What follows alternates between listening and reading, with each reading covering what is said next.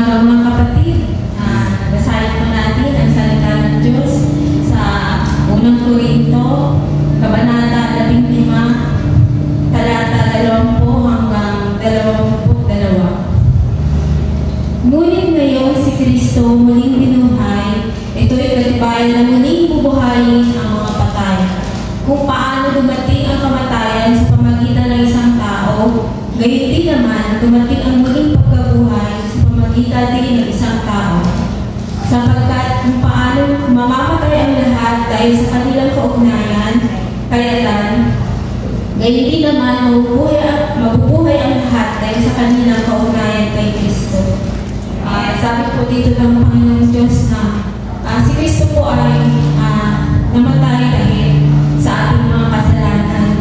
Tapos, sa ikatlong araw po ay siya po ay nabuhay. Kailangan katibayan po ito upang ang mga patay po ay muling bubuhay.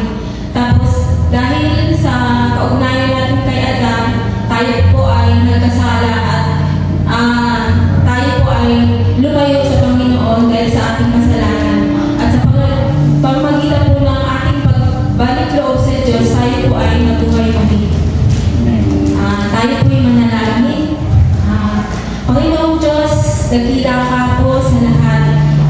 Pinupuri at sinasamba ka namin sa umagang ito. Kami po ay narito upang pasalamatan ng Panginoong Diyos at sambahin at dakilain ang inyong pangalan. Bago kami lumapit sa iyo, Panginoong Diyos, kami po ay nagpapumaba sa iyong harapan.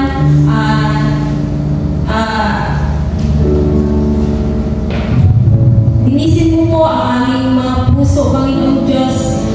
Humingi po kami ng kapatawaran, Panginoong Diyos, sa isip, nasabi mo namin, Panginoon, at nagawa. Patuloy, Panginoon, na